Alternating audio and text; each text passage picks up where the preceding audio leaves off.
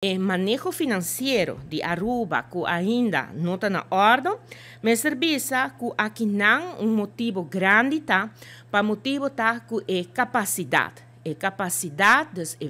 e assistência técnica que a Holanda a permitir a Aruba. Dentro do protocolo de 2005, essa aqui a Holanda não cumpre com ele e assistência técnica aqui estava necessário devido a Aruba tem falta de personal que está capacitado para o trabalho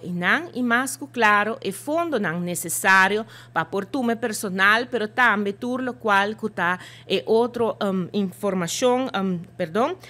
material necessário para pôr assim o trabalho para poder é parte do manejo financeiro. Sin embargo, no tema de landspaket, essa aqui está atendido com ele e o qual que nos pode indicar que não está assistência técnica como está a do NANA, entre outros,